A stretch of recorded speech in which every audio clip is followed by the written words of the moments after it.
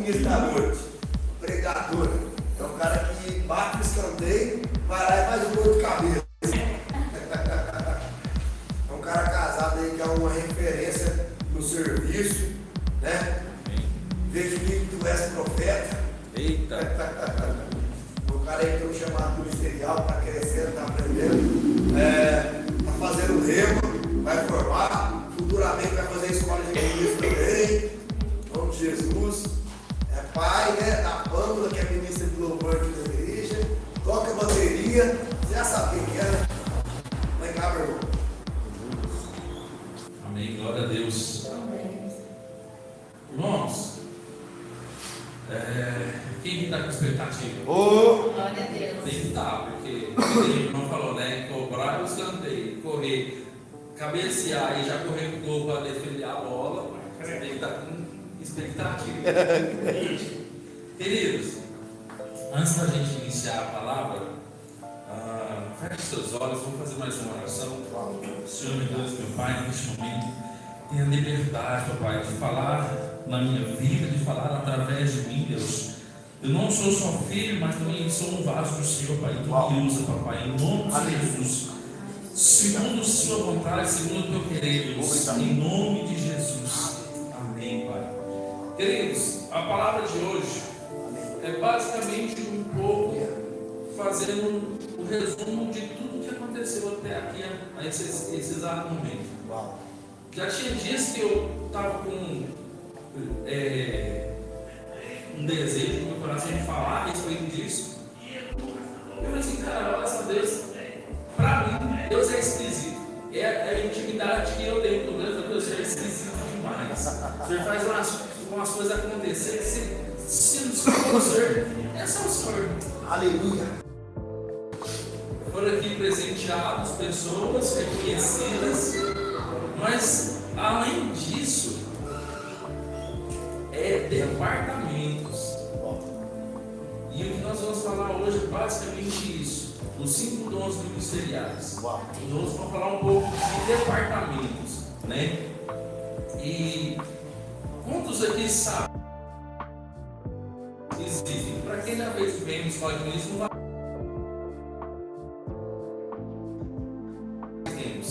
Existe. Ninguém sabe. Alguém sabe? Ninguém sabe. Quem? Fez o remo. A irmã ali acertou já. Fez o remo, quem tá? Ela respondeu bem que perguntando, mas está certo. Está certo. São 5. São 5 dons ministeriais. Eu até então não sabia a ordem, né? Porque o pessoal costuma usar a mão, né? Para exemplificar. E até então eu não sabia a ordem que era. Até que você confrontava assim, aprendi. Apóstolo, profeta, evangelista, pastor e mestre. E queridos, eu posso dizer para você o seguinte, que não existe nenhum maior e nenhum menor. Isso, é isso.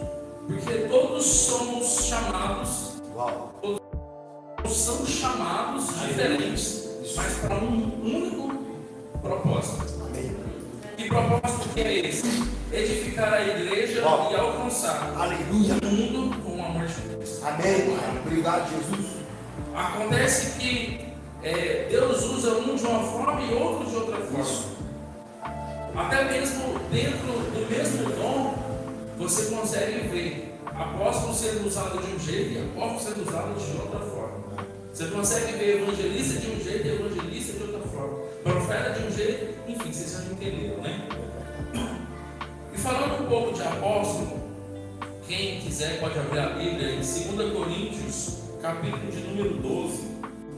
Enquanto você vai abrindo aí, eu vou ler um outro texto, que ele está em Efésios 4, verso 11 e 12, que seria o texto base para a ministração, certo? Que diz assim, ó: e ele mesmo deu uns para apóstolos, outros para profetas, e outros para evangelistas, e outros para pastores e doutores, abre aspas, mestres, querendo o aperfeiçoamento dos santos, para a obra do ministério, para a edificação do corpo de Cristo.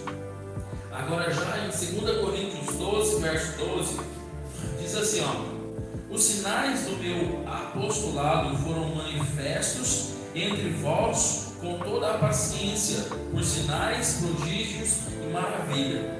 Aqui a gente vai falar um pouco de apóstolo. Quem é o apóstolo?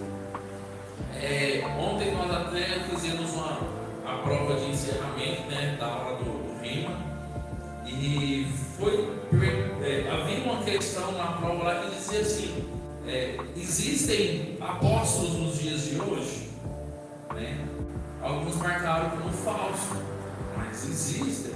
E até a explicação do professor foi de uma forma hilária, que eu fiquei assim, cara, faz sentido, né?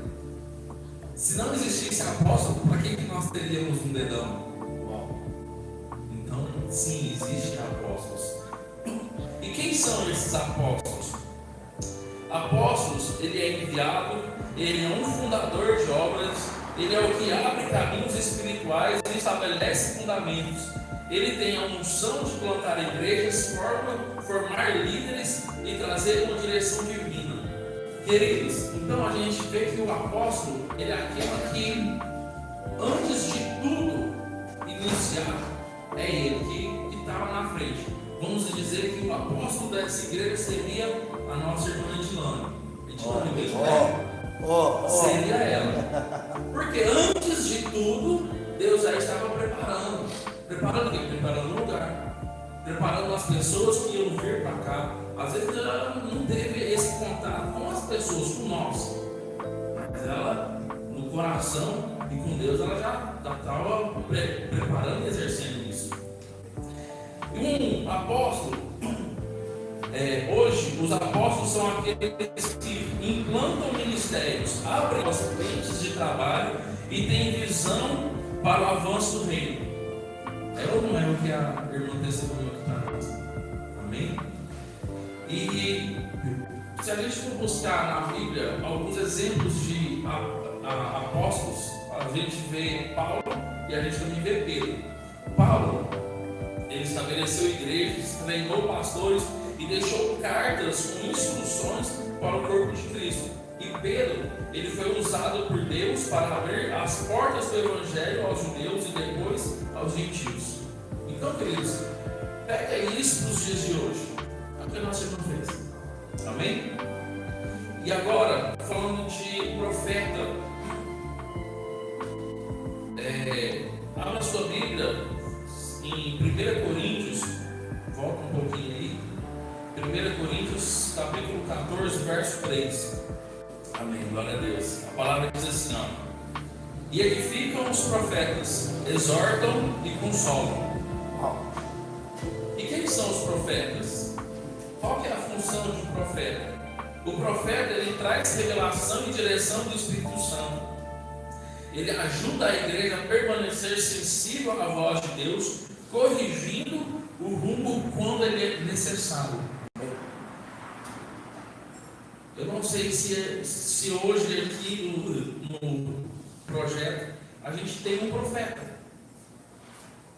Eu não sei. Deus vai revelar. Se Deus não revelar, Ele mesmo vai se revelar. Por quê? Porque é aquele que traz a revelação do Espírito Santo.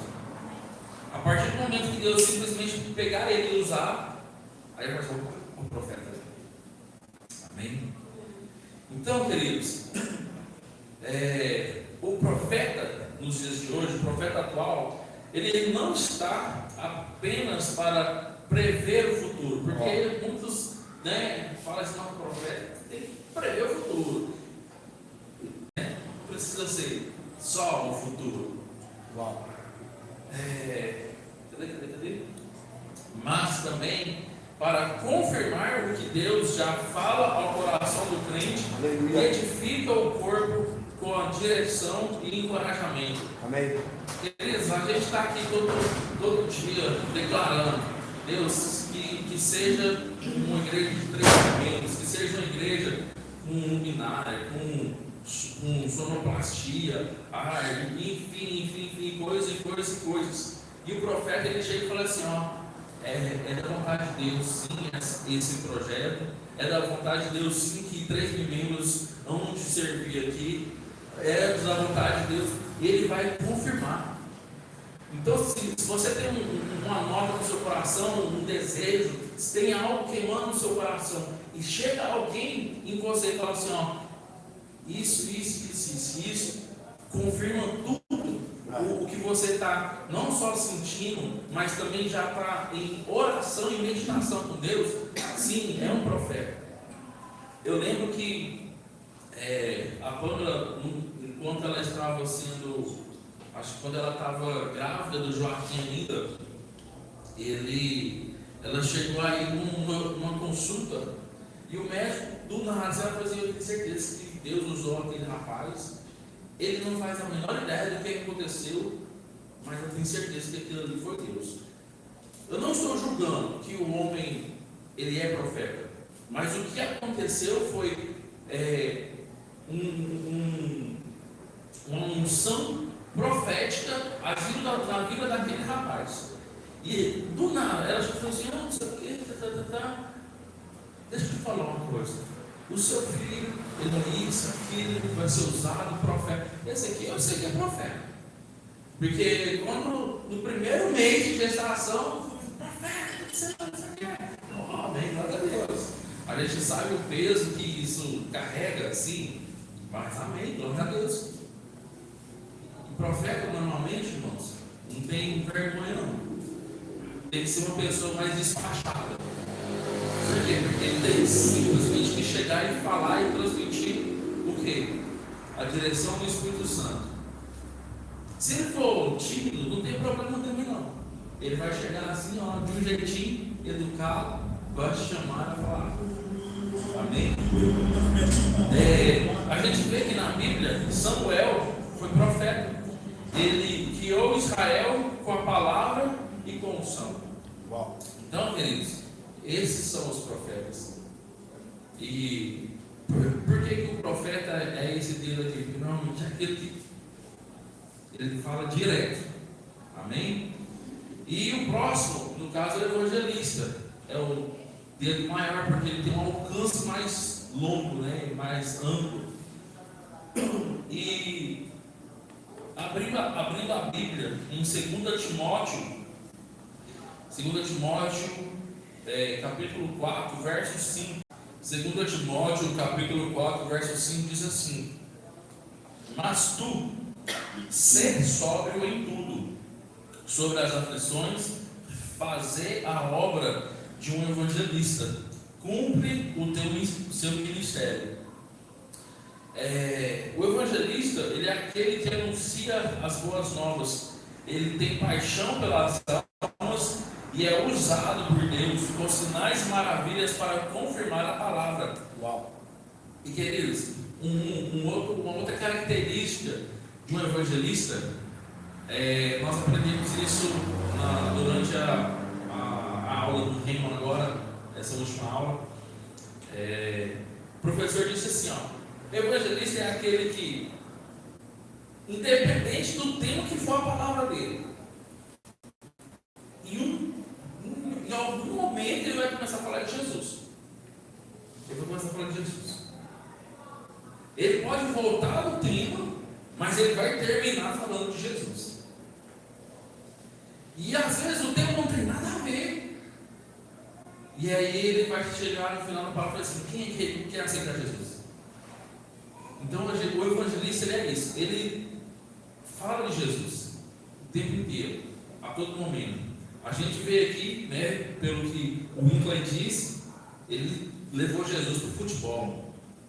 Ele tem levado Jesus para as prisões. Então, a gente já tem um evangelista. A gente tem o apóstolo, está em falta do profeta, tem o evangelista, acho que o Elvis também é evangelista, que está do lado ali, então. Elias e Eliseu, né? Pegou o que é do outro e os dois trilham junto. Então, queridos, o evangelista, ele é aquele que leva a mensagem da salvação aonde o evangelho ainda não chegou, com ousadia e compaixão. Uau. Eles precisam sim de ousadia, sim, precisa de ousadia. Amém. E se entrar hoje um cadeirante, se entrar hoje um mendigo, um andarilho, se entrar hoje aqui uma pessoa que não é do nosso convívio, nós vamos chegar até essa pessoa, abraçar, acolher. É duro dizer? Sim, porque às vezes a diferença, às vezes no nosso coração ele é assim, sim, eu vou fazer isso, vou sim. Mas na hora H, nossa, se fulano não foi, eu vou. Fulano foi. Não, queridos, às vezes é você, sabe? Às vezes é você por quê? Porque não é que fulano é mais instruído e que vai ter algo a mais. Às vezes é você porque Deus quer usar você. Porque você tem algo que o fulano não tem. Você tem uma experiência, uma bagagem que o fulano não tem. Às vezes você é o tipo de pessoa que consegue abraçar. Queridos, não sei vocês, mas eu consigo ouvir muitas palavras através de um abraço. Eu consigo ter um sentimento através de um abraço que às vezes muitas pessoas com todo o conhecimento não falam. Não estou falando que eu sou o cara do abraço. Eu estou falando que eu consigo sentir isso em um abraço.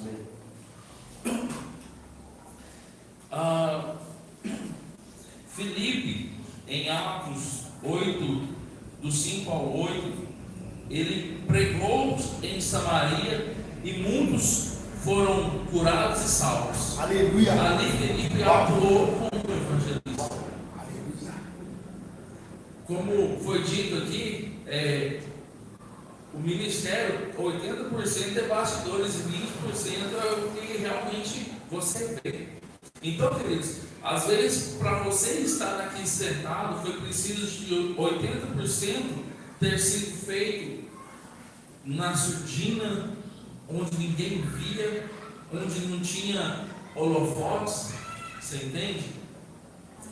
E falando também a respeito do dom pastoral. Muitos almejam ser pastor.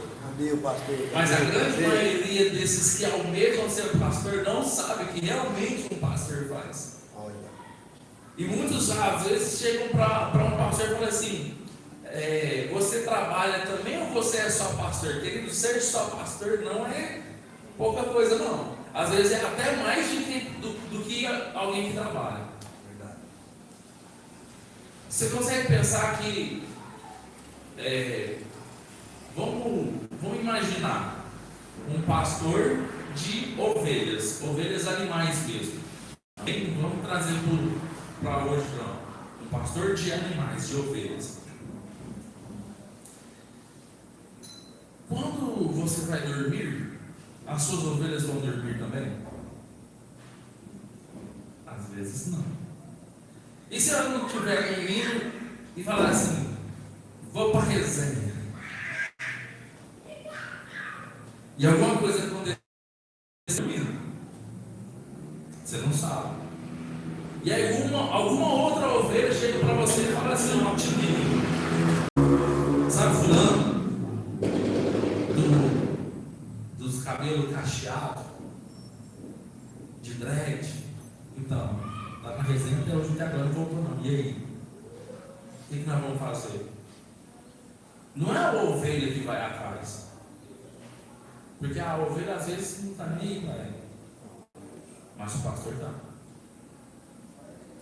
E é 3 da manhã, 4, 5. Às vezes você acabou de deitar no travesseiro e o seu telefone tocou e era a ovelha. E aí? O que você vai fazer? Você vai deixar a ovelha? Ou você vai tentar pelo menos ir atrás da ovelha? Jeremias 3, verso 15, diz assim: dar-vos-ei pastores segundo o meu coração, que vos apacentem com ciência e com inteligência. Amém, amém, amém. A função de um pastor é cuidar, alimentar e proteger o rebanho de Deus. Quem que é Deus? Amém. Você é rebanho de Deus. Amém. Tem alguém que cuida, alimenta e protege você. O pastor, ele é aquele também que guia, aconselha e permanece junto em todas as fases da caminhada cristã. Ou seja, acabei de nascer para Jesus hoje, para Deus. Eu sou um neném espiritual. O pastor está ali do seu lado. Na minha caminhada, cresci, já não sou mais bebê, eu sou um adolescente espiritual. O pastor está do seu lado. Como também tem o bebezinho, tem o adolescente, mas também tem o adulto e tem o idoso. E o pastor está do lado. Então, querido, o pastor, eu não sei se é tão vantajoso, porque ele tem que ter pelo menos uma palavra de, como foi dito aqui, ciência e inteligência do recém-nascido ao idoso. E nem sempre, queridos, o que eu vou falar para um idoso é o que a criança vai receber. Então, quando a gente faz o que a gente faz aqui, separar as crianças, não é para agora o culto vai fluir. Não, é para que elas entendam a palavra e elas recebam a palavra. Para que lá elas possam receber, que seja o leitinho, que seja a papinha.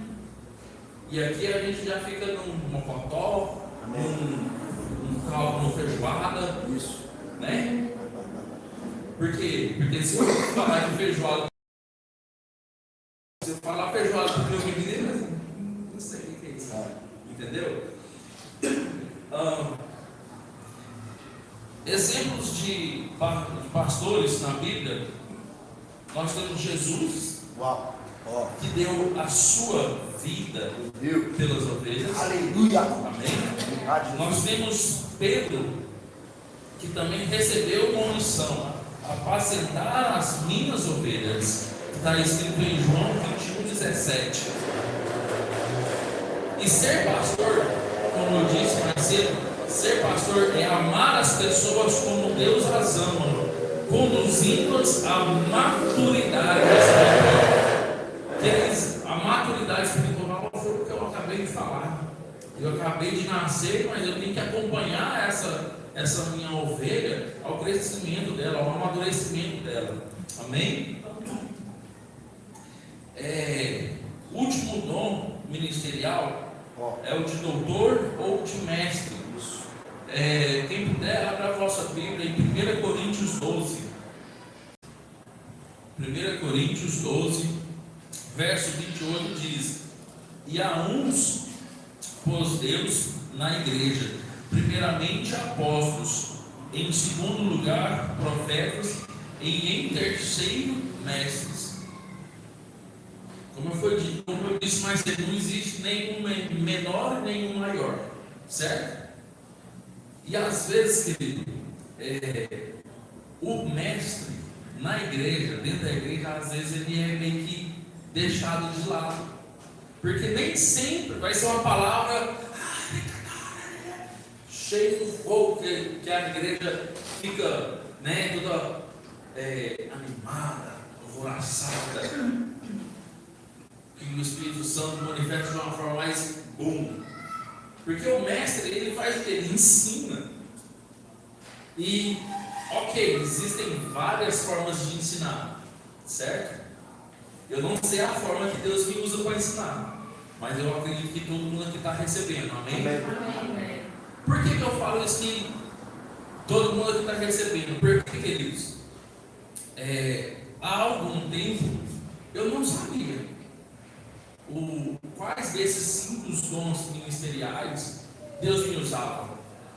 E eu comecei a fazer uma lapidação interna. Eu disse, mas pastor não. Profeta, às vezes Deus me usa, o Pai me entrega uma palavra, sim. Mas eu me vi mais nisso, na forma de ensinar. E fazer uma retrospectiva em todas as vezes que eu ministrei uma palavra, era mais ou menos desse jeito, mostrando a verdade mostrando o caminho, mas também mostrando o que? Ensinamento. Então, queridos, eu me vejo. Posso até não ser, mas eu me vejo. Amém? Amém. Assim como nós já nos vimos com o ar-condicionado que nós temos, eu me vejo como mestre, ensinando. Uau. E como foi o dia que foi orado aqui por mim hoje, né? Orado não, foi na hora da apresentação, né? Que você vai fazer a escola de ministro. Amém. Amém. Que eu vou. O que era a outra parte? Você falou depois? Fazer a escola, formar no remo, fazer a escola de ministro. Acho que foi isso, né? Mas a terceira parte veio só aqui, ó. Porque eu me vejo sim sendo professor no remo. Eu me vejo. Não é para me engrandecer, não. É porque é algo que eu gosto de fazer. E ontem, no encerramento da aula, para quem não sabe, queridos, vou só dar um spoilerzinho para que você queira fazer o remo. Todo final de matéria, a gente tem a aula de consagração. Nessa aula de consagração, vou deixar com que você imagine. Você sabe o que é uma consagração. Agora imagina um lugar separado e preparado para isso. E ali eu falei assim, Deus, algumas aulas atrás eu já havia recebido uma oração. Apareceu simplesmente, bateu 2 vezes no meu peito e foi simples. Nova identidade. De lá para cá, queridos, é isso que eu estou buscando. E ontem, eu falei assim, Deus, se é nova identidade, então vai ser novo em tudo também. E o mestre, ele tem a capacidade dada por Deus para ensinar a palavra com clareza e revelação, fundamentado a igreja na verdade. O mestre, ele ajuda o corpo de Cristo a entender a palavra, viver por fé e permanecer firme nas verdades reveladas. Amém. Queridos, você quer uma coisa melhor do que você explicar algo? Conta um testemunho. Bota na prática mesmo o que realmente é isso. Como eu disse alguns dias atrás, algumas vezes atrás, confiar em Deus não é simplesmente você cruzar os braços e esperar em Deus que seja feita a sua vontade. Não. Às vezes, no esperar em Deus, nós precisamos nos mover. E no remo nós aprendemos o seguinte, que para quem espera em Deus, não existe o de repente. Às vezes o de repente de Deus acontece? Sim, acontece. Mas para quem está esperando, o de repente não é só de repente. Amém? E queridos, não só esses 5 dons ministeriais, nós temos também o departamento de socorros, que seria no caso a palma da mão. Isso. Que seria o quê? Todos os outros departamentos que não estão aqui nos dedos. Departamento de mídia, como foi dito, departamento de crianças, departamento de mulheres, se tiver, entendeu? Então, tudo que não é desses 5 são o quê? Departamento de socorros. E queridos, o departamento de socorros, ele é o seguinte, como o Whitley falou mais cedo, se você despertou no seu coração em lixar as paredes, pintar, você já está no departamento de socorros. Porque o departamento de socorros é justamente isso. O que todos os outros 5 não fazem, ou na verdade fazem também, mas não, eu posso falar, não levando em mérito. Em 1 Coríntios 12 também, já está aberto a sua Bíblia, verso 5 e 28, diz assim: E há diversidade de ministérios, mas o Senhor é o mesmo. Amém. Lá no 28 diz: e a uns Deus pôs na igreja, os que socorrem, os que governam. Amém. Então, queridos, mas eu não me vejo apóstolo, pastor, essas coisas, nada. Então, o departamento só mostra para você. Glória a Deus. Amém? Yes. A função do departamento seria o quê? O Ministério de Socorros é o apoio prático e espiritual dentro do corpo de Cristo. Ele inclui todos que servem para que o ministério aconteça, desde os que organizam, limpam, acolhem, tocam, ensinam as crianças, até os que intercedem e ajudam os líderes. Queridos, às vezes você não é líder, mas você tem uma visão que consegue ajudar o seu líder. Ministério de Socorros. Amém?